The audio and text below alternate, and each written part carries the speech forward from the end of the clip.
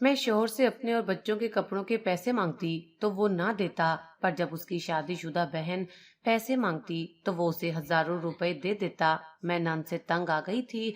एक रात वो रोती हुई आई और बोली, भाभी, मेरा बेटा अस्पताल में दाखिल है, भाई को कहें कि मुझे 2,000 रुपए दे दें वरना मेरा बेटा मर जाएगा। मैंने नंद को गालियां निकाल कर भगा दिया। वो चीखती रही, मिन्नतें करती रही, पर मैंने उसके मुंह पर दरवाजा बंद कर दिया। उसका बेटा फोत हो गया। मैं बहुत खुश थी। एक दिन नंद ने दावत पर बुलाया, मगर मेरे होश उड़ गए जब शोहर ने नंद को दरवाजा बंद करके मैं वापस अपने बिस्तर पर आ गई। लिहाफ ओढ़ा, मगर नींद जैसे नाराज होकर रुखसत हो गई थी। हर तरफ खामोशी थी, सिर्फ अंदर का शोर बाकी था। क्या 2,000 रुपए में वो बच्चा ठीक हो जाता? क्या सुबह तक वक्त होता? मुझे नहीं मालूम था। मैंने सिर्फ एक दरवाजा बंद किया था, और एक आम सा दरवाजा, मगर अब लगता है जैसे कोई और दरवाजा मेरे लिए बंद हो गया हो। सुबह का सूरज अजीब सर्द रोशनी के साथ उभरा था, जैसे कायनात को भी किसी दुख की खबर हो, जैसे दिन का रंग जरा सा फीका हो। किचन में चाय रख कर मैंने अखबार खोला, मगर हरूफ बिखरे बिखरे लगे।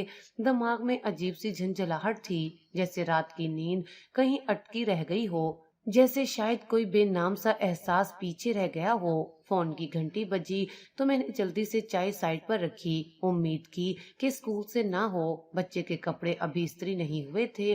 फोन उठाया तो आवाज जैनब की सास की थी। वही खुश्क बेरंग लहजा, जैसे मौत की इतला देना भी मामूली सी बात हो। बच्चा नहीं रहा, बस इतना, न बैन न तफसील। मैंने एक पल के लिए आंखें बंद की। किचन की खिड़की से आती हवा अचानक रुक सी गई थी, या शायद मेरे अंदर का शोर बंद हुआ था। बाहर सड़क पर दूध वाला साइकिल पर घंटी बजाता गुजर गया, जैसे कुछ हुआ ही ना हो, लेकिन मेरे अंदर जैसे कोई झाड़ू फेर गया हो। मैंने फोन रख दिया। काशिफ अभी जागे नहीं थे। मैंने उन्हें जगाने की जरूरत भी महसूस ना की। चाय ठंडी हो चुकी थी। अखबार हाथ से फिसल गया। मेज पर रखे पैसे नजर आए। 2,000 के नोट जो कल मैंने बेटे की दवाई के लिए निकाल कर रखा था, एकदम आंखों के सामने झिलमिला गया। जैनब की रात की सूरत नजर आई, साय में भीगी परेशान आंखें, गोद में कांपता हुआ बच्चा। लेकिन मैंने सिर्फ दरवाजा बंद किया था, सिर्फ ये कहा था कि सुबह बात करेंगे। अब बात खत्म हो चुकी थी। काशिफ जागे तो मैंने खबर दी। उन्होंने बस आहिस्ता से सर झुका लिया। कुछ देर बाद मैंने सफाई सुथराई शुरू कर दी। चादरें बदली, बेटे के यूनिफॉर्म पर इस्त्री की, बैग में पानी की बोतल रखी, और सब कुछ मामूल के मुताबिक चलता रहा। बस चाय दोबारा नहीं बनाई। शायद उसकी तलखी अब भी हलक में फंसी हुई थी। दोपहर तक मोहल्ले में खबर फैल चुकी थी। अम्मा जी आई, पूछने लगी, रात को कुछ सुनाई दिया था? बच्ची आई थी तुम्हारे पास? मैंने सर हिला दिया। उन्होंने चुपके से मेरी तरफ देखा, जैसे कुछ कहना चाहती हूँ, मगर फिर रुक गई। मैंने धीरे से कहा, किस्मत थी, जिसका वक्त आ जाए उसे कौन रोक सकता है। ये जुमला मैंने जैसे खुद को सुनाने के लिए कहा हो। वो खामोशी से चली गई। शाम हुई तो बेटे ने कहा, अम्मी, आप रो क्यों नहीं रही? मैंने हैरत से उसे देखा, फिर उसके माथे पर हाथ फेरा, जैसे उसकी बात कोई और जुबान में थी और मैं तर्जमा नहीं कर पा रही थी। रात को जब लिहाफ ओढ़ा तो अंदर कुछ खाली सा लग रहा था। नींद नहीं आई थी। आंखें बंद रखी। बाहर शायद हवा चल रही थी, मगर उसकी सरसराहट अब दिल को नहीं छू रही थी। अंदर कुछ टूटा नहीं था, पर जैसे सब कुछ अलग अलग हो गया हो, जुड़ा हुआ कुछ भी नहीं रहा। जैनब का बच्चा मर गया था, और मेरे अंदर कुछ शायद जिंदा रहकर भी मर चुका था। 2 महीने गुजर गए। सर्दियां रुखसत हो रही थीं और दिन की रोशनी थोड़ी बेरहम हो चुकी थी। घर में सब कुछ मामूल के मुताबिक चल रहा था। स्कूल की फीस, राशन की फहरिस्त, पानी की मोटर और बिजली के बिल के बिना काशिफ ने एक मामूली सी नौकरी के साथ कभी ये एहसास नहीं होने दिया कि जिंदगी कितनी नाजुक डोर पर चल रही है। वो हंसते थकते, कभी कभार उलझते, मगर मेरे और बेटे के दरमियान एक मजबूत छतरी की तरह खड़े रहते। उस दिन जब वो दफ्तर के लिए निकले, मैंने दरवाजे पर खड़े होकर बस इतना कहा, वापस आते हुए आलू लेते आना। वो मुस्कुराए, कुछ ना बोले, बस सीढ़ियां उतरते वक्त मुड़कर हाथ हिलाया। दोपहर को फोन आया। नंबर अजनबी था। काशिफ साहब का एक्सीडेंट हो गया है, करीबी अस्पताल लाया गया है, हालत नाजुक है। एक पल के लिए यूं लगा जैसे आवाज सुनाई तो दी हो, मगर दिमाग ने कबूल ना की हो। میں نے چادر اوڑھی، بیٹے کو پڑوسن کے حوالے کیا، رکشہ لیا اور ہسپتال پہنچی۔ ایمرجنسی وارڈ کے باہر کا منظر اب بھی آنکھوں میں جمع ہوا ہے۔ خونی چادر، آدھ کھلے دروازے سے آتی دوا کی بو اور وہ سفید روشنی جو آنکھوں میں چبھتی تھی۔ ڈاکٹر نے بتایا سر پہ شدید چوٹ آئی ہے، ابھی کچھ نہیں کہہ سکتے۔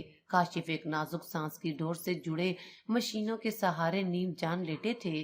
میں نے ان کی انگلی پکڑی، وہی انگلی جو کبھی میرے ہاتھ پر پیار سے تھپکی دیتی تھی، اب وہ بے جان تھی۔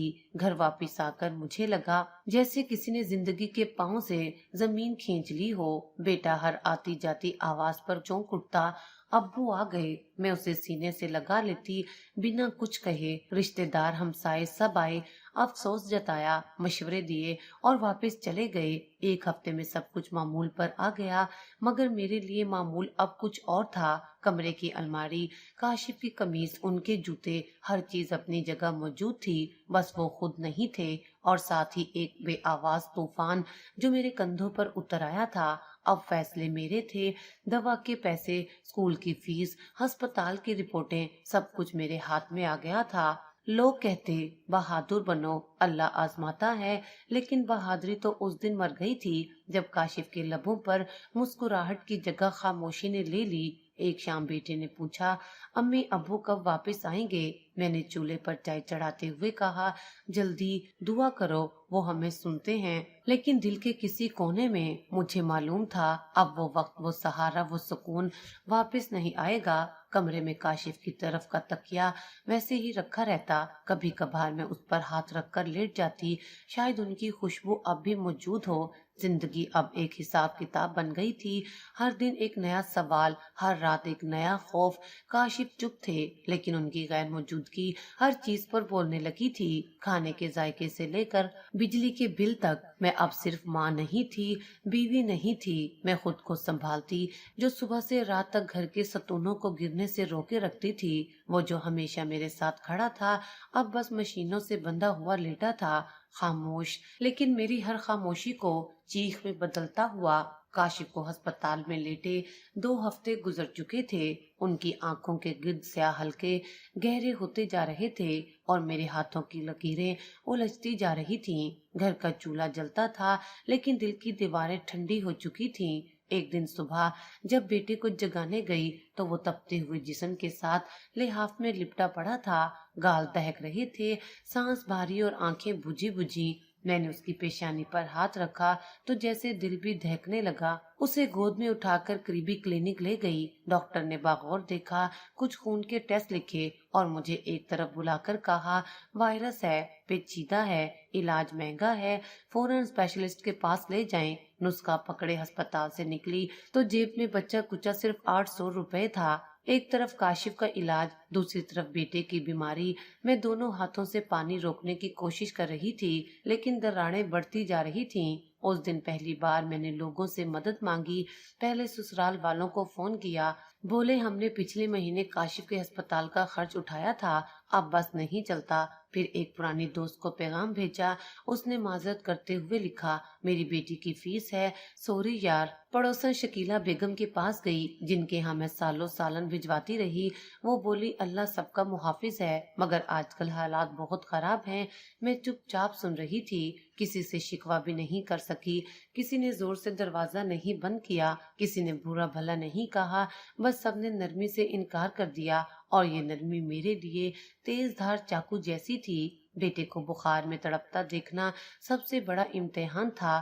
وہ ہر رات مجھ سے لپٹ کر کہتا امی آپ پاس رہیں، مجھے ڈر لگتا ہے۔ میں اس کے ماتھے پر گیلا کپڑا رکھتی، گھنٹوں اس کی ہتھیلی تھامے بیٹھی رہتی۔ ایک رات جب وہ ہوش میں آ کر بار بار پانی مانگ رہا تھا اور میں پیناڈول کے سہارے اس کی تپش کو قابو میں لانے کی ناکام کوشش کر رہی تھی، تو نہ جانے کیوں زینب یاد آئی، اس کا چہرہ، اس رات کی فریاد، وہ بچہ جو اب نہیں تھا۔ میری آنکھوں میں کچھ چبھ سا گیا اور میں نے نظریں جھکا لیں۔ اب کی بار دروازے پر دستک نہیں تھی، اب خود میرے ہاتھ بڑھ رہے تھے، زبان سوال پر مائل تھی اور نگاہ میں وہی جھجک جو کبھی زینب کی آنکھوں میں دیکھی تھی۔ ایک لمحہ ایسا بھی آیا جب میں نے کاشف کی بند آنکھوں کے سامنے بیٹھ کر کہا کاش تم جاگتے، کاش تم ہوتے۔ اس وقت سمجھ آیا کہ کسی کا ساتھ کیا ہوتا ہے جب زندگی دو ہاتھوں سے سنبھالنے کے قابل نہیں رہتی اور ہر طرف بس بند دروازے ہوتے ہیں۔ تب خاموشی سب سے بڑی چیخ بن جاتی ہے۔ میرے بیٹے کی سانسوں کے ساتھ میری امید بھی لڑکھڑا رہی تھی، دن رات ایک کیے جا رہی تھی۔ دوا دعا اور ڈور میں کوئی کسر نہیں چھوڑی، مگر جو چاہیے تھا وہ نہ ہاتھ میں تھا نہ دل میں بچا تھا۔ خود سے نظریں ملانے کا جو حوصلہ اب کم پڑنے لگا تھا۔ رات دیر تک بیٹے کا بخار ٹوٹنے کا نام نہیں لے رہا تھا۔ دوا دی، پانی پلایا، بار بار اس کے جسم پر ٹھنڈی پٹیاں رکھی، مگر پیشانی کی تپش جیسے میرے اندر کچھ جلا رہی تھی۔ ہر لمحہ یہ خوف کہ اگلا سانس ٹھہر نہ جائے دل کو مٹھی میں جکڑنے لگا تھا۔ میں اس کے پاس بیٹھی، اس کے ماتھے پر ہاتھ رکھے دیوار کو گھورتی رہی۔ کمرے میں خاموشی گہری تھی، صرف پنکھے کی گردن ہلتی اور کبھی کبھار بیٹے کی کڑاہٹ سنائی دیتی۔ اسی خاموشی میں ایک پرانی آواز ابھری، زینب کی بھابھی، اگر بھائی سے کہہ دیں تو بچے کو ڈاکٹر کے پاس لے جانا ہے۔ یہ جملہ نہیں، تازیانہ تھا۔ میں نے آنکھیں میچ لیں جیسے کوئی خواب ہو، مگر وہ چہرہ بے جان سا، آنکھوں میں نمی، آواز میں دبی ہوئی بے بسی، وہ صاف دکھائی دیتا رہا۔ پہلی بار وہ لمحہ صرف ایک یاد نہیں لگا، ایک حقیقت بن کر میرے سامنے آ کھڑا ہوا۔ میں نے کروٹ لی، مگر ذہن کے دریچے بند نہ ہو سکے۔ اس رات کے بعد صبح آئی تھی اور وہ اطلاع، اب وہ سب میرے جسم میں اتر چکا تھا، جیسے میری جلد پر ثبت ہو گیا ہو۔ کچھ دنوں سے یہ یادیں بار بار لوٹ رہی تھیں، دھیمی آہٹ سے، جیسے کوئی بند دروازے کے پیچھے کھڑا ہو۔ اور اب بیٹے کی حالت کے بیچ وہ آواز تیز ہوتی جا رہی تھی۔ اس دن میں دوا لینے نکلی، گلی کی نکڑ پر وہی پرانا خاکی برقع پہنے ایک عورت آہستہ قدموں سے گزر رہی تھی۔ وہ زینب نہیں تھی، مگر چند لمحوں کے لیے دل کی دھڑکن رک سی گئی، آنکھیں خود بخود اس کے چہرے تک گئیں اور میں نے قدم روک لیے۔ واپس آ کر بیٹے کے پاس بیٹھتے ہی دل پر عجیب بوجھ سا تھا، کچھ کہے بغیر آنکھیں نم ہو گئیں۔ میں نے ماتھے پر ہاتھ رکھا، پر بخار کی گرمی سے زیادہ اندر کی تپش نے ہراساں کیا۔ دوپہر کو جب بیٹا کچھ دیر سویا، میں کاشف کے کمرے میں جا بیٹھی۔ وہ اب بھی ویسے ہی لیٹے تھے جیسے وقت کے ساتھ ان کا رشتہ ٹوٹ چکا ہو۔ میں نے ان کا ہاتھ تھاما، مگر کچھ محسوس نہ ہوا۔ ان کے پاس بیٹھے بیٹھے دل جیسے بوجھ تلے دبتا گیا۔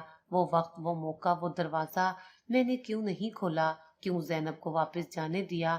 نہ کوئی مجبوری تھی، نہ نفرت، بس ایک سرد مہری جو اب میری اپنی روح میں اترنے لگی تھی۔ دل نے کہا معافی مانگ لو، دماغ نے جواب دیا کس منہ سے؟ میں نے تکیے پر سر رکھ دیا اور آنکھیں بند کرتے ہی پھر وہی منظر، زینب کے ہاتھ میں بچہ، آنکھوں میں خوف، اور میں دروازہ بند کرتی ہوئی۔ یہ منظر اب خواب نہیں رہا تھا، یہ میری جاگتی آنکھوں کا سچ تھا۔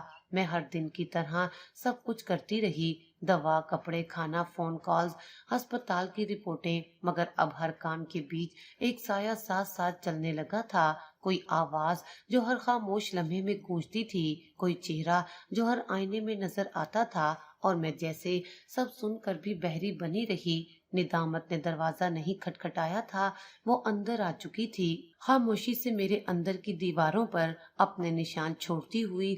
اس دن ہسپتال سے واپسی پر میں بہت تھک چکی تھی، بیٹے کو دوائی دے کر سلا دیا تھا اور خود بھی صوفے پر ٹک گئی۔ ابھی آنکھیں بند ہی کی تھیں کہ فون کی گھنٹی بجی۔ دوسری طرف کاشف کی بڑی بہن تھی، وہی جو ہر محفل میں دکھ، صبر اور وفا کی مثالیں سناتی تھیں۔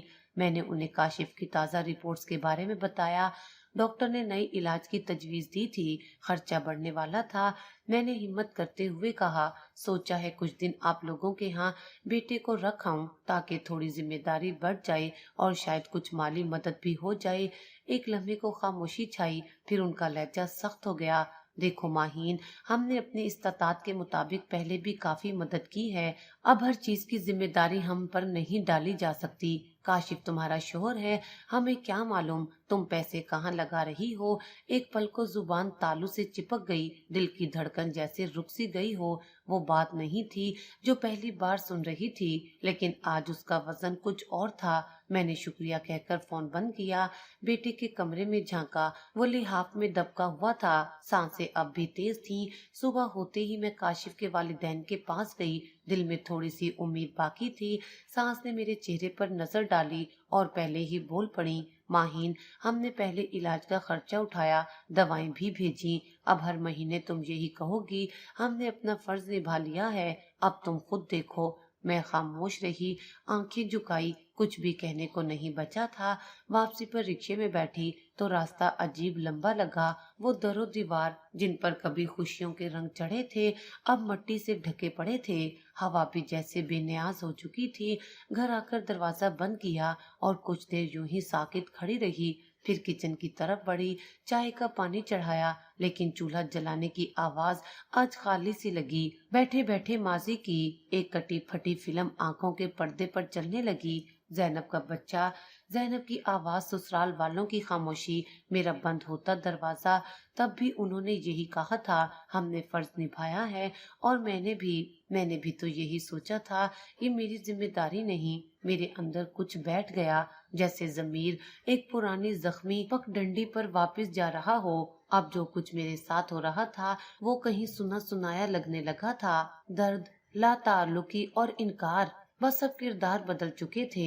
اس رات کاشف کے بستر کے پاس بیٹھ کر میں نے ان کی پیشانی پر ہاتھ پھیرا۔ تم جاگے ہوئے ہوتے تو شاید کچھ کہہ سکتے، شاید مجھے تھام لیتے۔ ان کی خاموشی مجھے کاٹنے لگی۔ گھر کے در و دیوار خاموش تھے، مگر میرے اندر ایک شور بڑھتا جا رہا تھا، وہی شور جو کسی وقت زینب کے سینے میں رہا ہوگا۔ شاید وہ بھی ایسے ہی بیٹھی ہوگی، مدد کے انتظار میں، کسی امید کے سہارے، کسی رشتے کے پاس جا کر خالی ہاتھ واپس آنے کے بعد۔ اب میں سمجھنے لگی تھی کہ نرمی سے انکار درشت لہجے سے کہیں زیادہ اذیت ناک ہوتا ہے۔ اس دن ہسپتال سے واپسی پر سورج کی روشنی کچھ زیادہ تیز لگ رہی تھی، رکشے کے پیچھے سے آتی ہوا میں دھول اڑی ہوئی تھی اور میرے ذہن میں ایک ہی گرد گھومتی تھی، دوا کی پرچی، ڈاکٹر کا انداز، بیٹے کی سانسیں۔ میں نے رکشہ بازار کے نکڑ پر رکوا لیا، دواؤں کی دکان سے کچھ گولیاں لینی تھی اور گھر کے لیے تھوڑا راشن بھی۔ کپ کپاتے ہاتھوں سے پرس سنبھالا اور پاؤں میں کچھ عجیب سا بوجھ لیے دکان کی طرف بڑھی۔ بازار کی بھیڑ ویسی ہی تھی، شور، آوازیں، بچوں کے کہکے، سب کچھ ایک دھند میں لپٹا ہوا۔ میں گمسم سی چلتی جا رہی تھی کہ اچانک میری نگاہ سامنے سے آتی ایک عورت پر پڑی۔ وہ خاکی رنگ کے سادے کپڑوں میں تھی، سر پر اچھی طرح دوپٹہ لپیٹا ہوا تھا، ہاتھ میں کاغذات کا ایک بنڈل اور چہرے پر وہ سکون جو میرے اندر کہیں باقی نہ تھا۔ میری آنکھوں نے پہچاننے میں ایک لمحے کی دیر کی۔ زینب تھی، وہی زینب جسے میں نے ایک رات بے نیازی سے دروازے سے لوٹا دیا تھا، مگر یہ وہ زینب نہیں تھی، یہ کوئی اور تھی، مضبوط، خوددار، سنبھلی ہوئی۔ اس کے چہرے پر وہ پرانی التجا نہیں تھی، نہ ہی تھکن، نہ ہی روتی ہوئی آنکھیں۔ وہ ایک دکان کے سامنے کھڑی کسی سے بات کر رہی تھی، کاغذات ہاتھ میں تھے، جیسے کسی ادارے یا دفتر سے جڑی بات ہو۔ اس کے چہرے پر ایک ٹھہرا ہوا وقار تھا، جیسے اس نے اپنی زندگی کو دوبارہ ترتیب دے دیا ہو۔ میرے قدم ٹھٹک گئے، دل جیسے سینے میں دھک سے کر گر پڑا ہو۔ زینب نے ایک لمحے کو میری طرف دیکھا، سیدھی آنکھوں میں آنکھیں ڈال کر میرے ہونٹوں پر نام لیے بغیر ایک آواز سی اٹھی، مگر میں بول نہ سکی۔ زینب نے چہرہ موڑ لیا، بغیر کچھ کہے، بغیر رکے وہ آگے بڑھ گئی۔ میں پتھر کی طرح وہیں کھڑی رہ گئی، اپنے ہاتھ میں پکڑی دواؤں کی پرچی کو بے بس سا گھورتے ہوئے۔ زینب کا یوں بدل جانا اور میرا یوں ٹھہر جانا، وقت نے عجب انصاف کیا تھا۔ وہ جو کبھی مدد کی آس میں کھڑی تھی، آج خود کسی کو سہارا دے رہی تھی، اور میں جس نے اس کے آنسو نظر انداز کیے تھے، آج اپنی بے بسی کے ساتھ چپ چاپ کھڑی تھی۔ گھر لوٹی تو دروازہ کھولتے ہی وہی پرانا احساس لپٹ گیا، خاموشی، بوجھ اور وہ خلش جو اب سانسوں میں شامل ہو چکی تھی۔ بیٹے کا بخار کچھ کم تھا، مگر اندر کا اضطراب بڑھ چکا تھا۔ کاشف حسب معمول خاموش تھے، ان کی نگاہیں بند، لیکن ایسا لگتا تھا جیسے سب کچھ دیکھ رہے ہوں۔ رات کو جب بیٹے کو لوری دے کر سلایا تو دل میں اکٹھا ہونے والا شور لبوں سے نکل آیا، نہ چیخ تھی، نہ آنسو، بس ایک لمبی بے آواز سانس جو تکیے میں دفن ہو گئی۔ زینب بدل چکی تھی اور میں اب بھی وہیں کھڑی تھی جہاں سے سب کچھ بگڑنا شروع ہوا تھا۔ کاشف کی رپورٹس لینے اسپتال گئی تھی، کاؤنٹر پر لمبی قطار تھی، کاغذات، فیس، دستخط، سب کچھ کسی بے رحم مشین کا حصہ لگتا تھا۔ बेटे को साथ लाई थी। वो खामोशी से सीढ़ियों पर बैठा अपनी उंगलियां गिन रहा था। माथे पर हल्की गर्मी अब भी बाकी थी और मेरी सांसें मुस्तकिल फिस फिस कर चल रही थीं। अकाउंट क्लर्क ने रसीद आगे की, साथ ही रकम बताई। इतनी के मेरे हाथ में पकड़ा पर्स हल्का सा कपकपा गया। आज तो मुमकिन नहीं, मैंने झिझकते हुए कहा। कल तक ले आऊंगी, कुछ उधार मिल जाएगा शायद। क्लर्क ने बिना हमदर्दी के फाइल बंद की और बोला, फिर कल आ जाइएगा, आज कुछ नहीं हो सकता। बेटे का हाथ थामा और बाहर आकर अस्पताल के मेन गेट के पास बेंच पर बैठ गई। आसमान पर बादल नहीं थे, मगर मेरे अंदर हर तरफ धुंध ही धुंध थी। धूप तेज थी, मगर दिल का साया बहुत गहरा। बचपन से सुनती आई थी, अल्लाह हर मुश्किल वक्त में कोई रास्ता निकालता है, लेकिन अब ऐसा लगने लगा था जैसे मेरे लिए दरवाजे नहीं, सिर्फ दीवारें रह गई हैं। तभी किसी ने आकर मेरे सामने एक सफेद लिफाफा रखा। मैं चौंक कर सीधी हुई। एक औरत खड़ी थी। उम्र का अंदाजा नहीं लगाया जा सकता था, न बहुत बड़ी न कम उम्र। सादा सा लिबास, पर्स साफ सुथरा और चेहरे पर एक अजीब सी ठहरी हुई मुस्कुराहट। मैंने उलझकर उसकी तरफ देखा। ये क्या है? उसने नरमी से कहा, कभी किसी की मदद लो तो शुक्रिया अदा करो, सवाल ना करो। मेरे लब सिले रह गए। उससे कुछ पूछने की कोशिश की, मगर वो चुपचाप मुड़ी और गेट के बाहर हजूम में गुम हो गई। मैंने बेयकीनी से लिफाफा खोला। अंदर 10,000 रुपए थे। मेरे हाथ लरसने लगे। इर्द गिर्द देखा, शायद वो औरत कहीं आसपास हो, मगर वो गोया हवा में तहलील हो चुकी थी। बेटे को देखा, वो अब भी अपनी उंगलियों से खेल रहा था, जैसे कुछ बदला ही ना हो। मैं वापस काउंटर पर गई, पैसे जमा करवाए, फाइल पर दस्तखत किए और खामोशी से बेटे को गोद में उठाकर अस्पताल की इमारत से निकल आई। रिक्शे में बैठे हुए दिल में बार बार वो जुमला गूंजता रहा, कभी किसी की मदद लो तो शुक्र अदा करो, सवाल ना करो। घर पहुंचकर दरवाजा खोला। काशिफ हस्बे मामूल लेटे थे। उनके चेहरे पर वही खामोशी, वही थकन। उनके पहलू में बैठकर मैंने एक लम्हे को आंखें बंद की। जैनब की रात, मेरा बंद दरवाजा, वो इनकार और अब ये बेनाम मदद। कभी किसी को लौटा देना कितना आसान लगता है और कभी एक हाथ बढ़ाना कितनी हिम्मत मांगता है। वो औरत कौन थी? क्यों आई? कैसे जाना उसने मेरी जरूरत का? मैंने उस दिन कुछ भी जानने की कोशिश नहीं की। बस दिल में पहली बार बहुत मुद्दत बाद एक आहिस्ता से शुक्रगुजारी उभरी थी, खामोश, गहरी और मेरे अंदर फैलती हुई। उस दिन घर में खामोशी कुछ और गहरी थी। बेटे का बुखार अब उतर चुका था, मगर कमजोरी आंखों के गिर्द पड़े हलकों से झांक रही थी। काशिफ की हालत जो की तू थी। मैं हर रोज की तरह अस्पताल, दवाखाने और राशन की फहरिस्त के दरमियान लटकती रही, मगर दिल में जैसे कुछ और भी चल रहा था, एक खालीपन जिसमें अब धुंध के साथ कुछ चेहरे भी उभरने लगे थे। देर शाम दरवाजे पर दस्तक हुई। पुरानी मुलाजमा शफीका खड़ी थी। बरसों पहले जब हालात कुछ बेहतर थे, वो हमारे घर बर्तन कपड़े संभालती थी। चेहरे पर वो ही मुखलसी, पर अब थोड़ा सा एतमाद भी बढ़ा हुआ था। मैंने उसे चाय का पूछा। उसने हंसते हुए कहा, अब भाभी आपके हाथ की चाय कौन छोड़ेगा। हम दोनों सहन में बैठ गए। उसने बेटे के सर पर हाथ फेरा, खैरियत पूछी और फिर बातों बातों में बोली, जैनब बीबी को तो देखा था ना आपने? मेरी नजरें चौंक गईं। मैंने बिना कुछ कहे बस सर हिलाया। शफीका ने धीरे से कहा, वो अब बड़े काम में लग गई हैं। अल्लाह ने बड़ी हिम्मत दी है उन्हें। वो एक एनजीओ चला रही हैं, औरतों की मदद, बच्चों का इलाज, सब कुछ संभाल रही हैं। मेरे हाथ में पकड़ा चाय का कप जैसे किसी और का हो गया था। कब से मेरे लब खुद ब खुद हिले। वो तो उसके बच्चे के बाद ही। शफीका रुकी, फिर सर झुकाकर बोली, बहुत बुरा वक्त गुजारा था बीबी ने, लेकिन उस सदमे ने जैसे उसे बदल दिया। एक दिन मोहल्ले की एक औरत का बच्चा बीमार हुआ। अस्पताल तक ले जाने को कोई तैयार ना था। जैनब बीबी ने खुद जाकर दवाई कराई। वो दिन और आज का दिन, अब पूरा मरकज खोल लिया है, जिसमें मुफ्त इलाज, खाने का बंदोबस्त और औरतों को हुनर सिखाया जाता है। मैं चुपचाप सुनती रही। वही औरतें जिन्हें सब ठुकरा देते हैं, अब उनके पास जाती हैं। शफीका की आवाज में फख्र था, आंखों में वो चमक जो सच के साथ होती है। मैंने कप रख दिया, नजरें छत पर टिका दी। जैनब की आवाज, वो रात, वो बच्चा और मेरा बंद होता दरवाजा, सब कुछ एक बार फिर दिल में घूमने लगा। लेकिन इस बार वो खामोश पछतावा नहीं, बल्कि किसी और एहसास में ढल रहा था। حیرت اور شاید ایک چھوٹا سا فخر جو بہت دیر سے کہیں دل کے کونے میں جاگا تھا۔ شفیقہ نے کہا، لوگ کہتے ہیں اللہ جسے آزماتا ہے اسے خاص بناتا ہے۔ پھر رک کر آہستہ سے بولی، کبھی اس این جی او کا نام سنا ہے؟ امید کا گھر، وہی چلاتی ہیں؟ میں نے چونک کر دیکھا، امید کا گھر؟ یہی نام تو ہسپتال کے باہر بینر پر لکھا تھا جہاں سے دوا ملتی تھی، جہاں وہ انجانی عورت نے لفافہ تھمایا تھا۔ اب جیسے سب کچھ ایک لڑی میں جڑنے لگا تھا۔ زینب، اس کی غیر متوقع مضبوطی، اس عورت کا اچانک آ جانا، وہ مدد جو بے نام تھی، اب اس کا سرا سامنے آنے لگا تھا۔ رات کو جب کاشف کے پہلو میں بیٹھی تو ایک نرمی سی دل میں اتر آئی۔ میں نے ان کے ہاتھ پر ہاتھ رکھا اور پہلی بار دل میں شکر محسوس کیا اس مدد کے لیے جو میرے اپنے دروازے سے لوٹا دی گئی تھی، مگر وقت نے مجھے نئے دروازے دکھا دیے تھے۔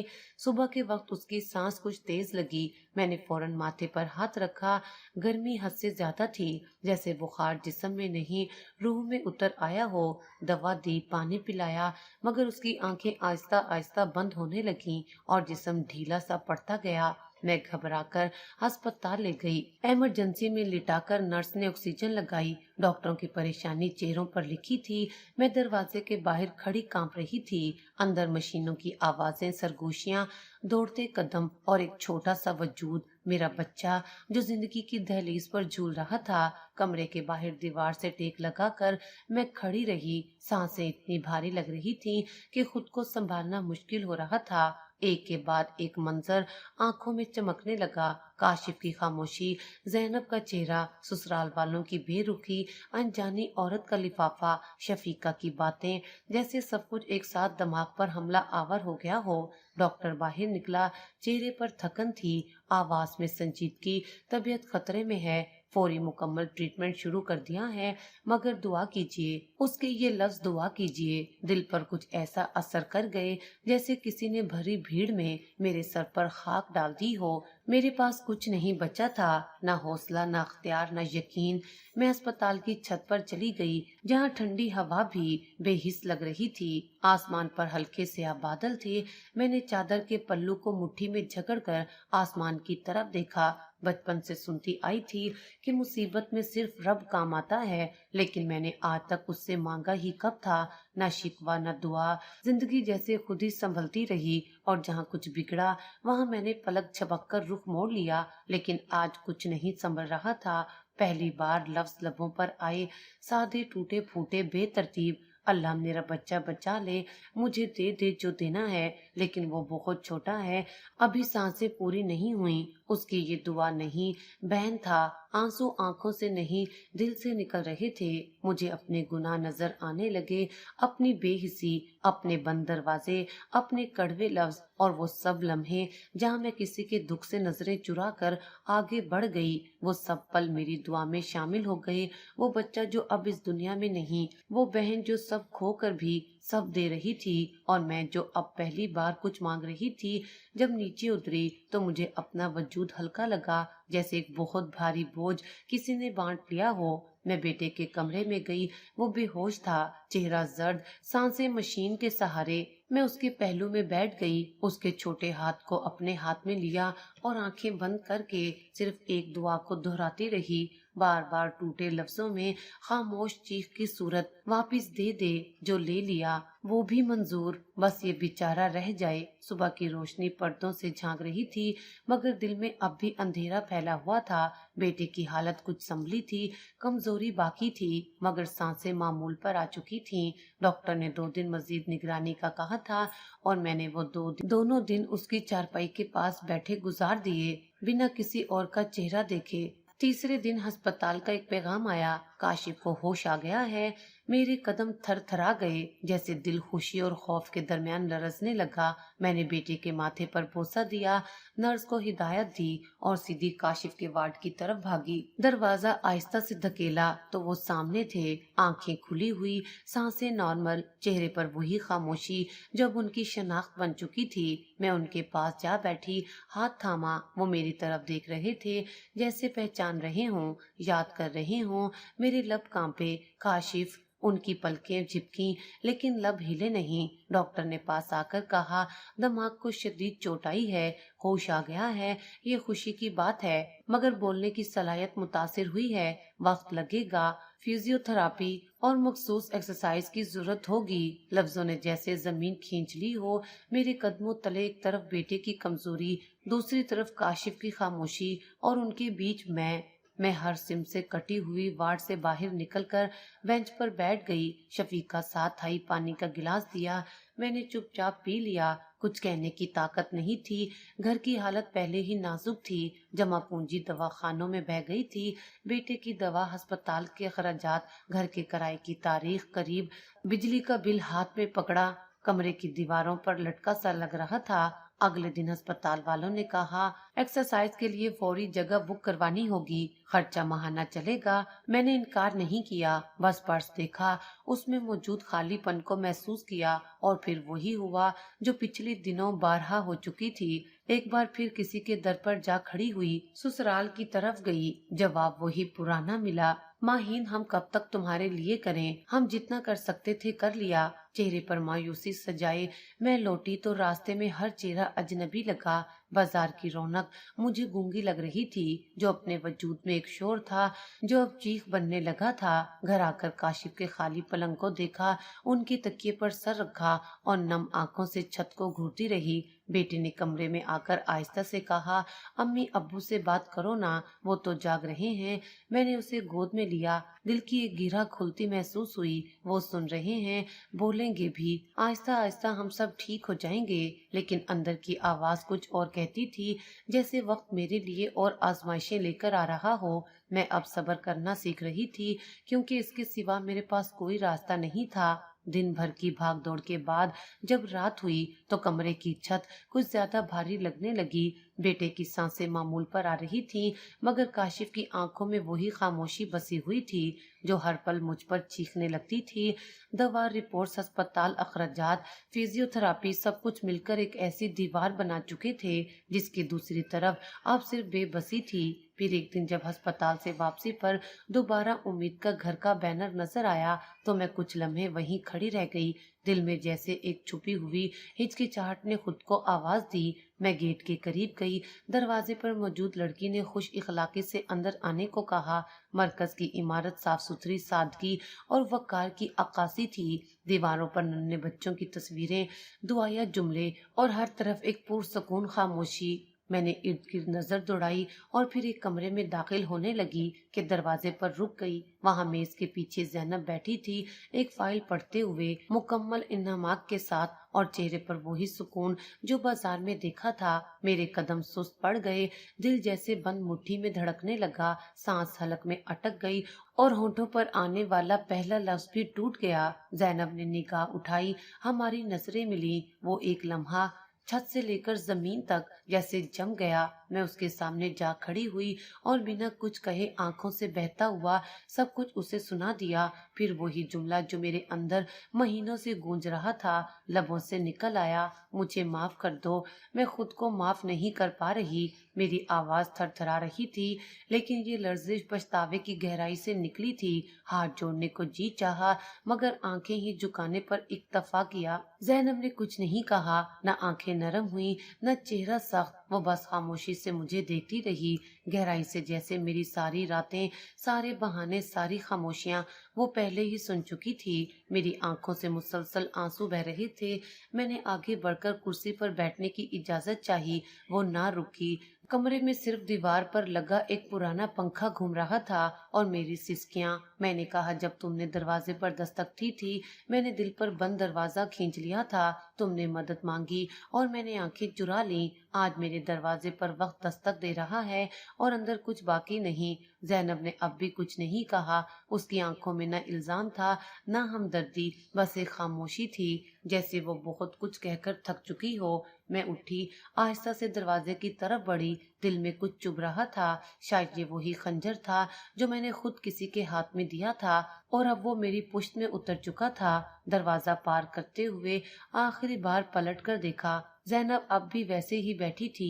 शायद वो मेरी माफी सुन चुकी थी, शायद उसने खुद को कुछ लम्हे के लिए मेरे मकाम पर रखकर सब कुछ महसूस भी किया हो, मगर उसकी खामोशी मेरे लिए सबसे बड़ा जवाब थी। उस दिन घर लौटकर मैंने पहली बार काशिफ के बिस्तर के पास बैठकर कुछ नहीं कहा, बस हाथ पकड़कर चुप रही, जैसे अब लफ्जों की कोई जरूरत नहीं रही। अगली सुबह मैं उम्मीद का घर दोबारा गई, इस बार खामोश नहीं, थोड़ी सी उम्मीद लिए कि शायद जैनब के दिल में मेरे लिए कुछ नरम गोशा पैदा हो गया हो। अंदर वही साथ, वही तरतीब और वही सुकून था, मगर आज मेरे कदमों में झिझक नहीं थी, बस दिल में एक सवाल था जो लफ्जों की शक्ल अख्तियार करने से पहले ही थक चुका था।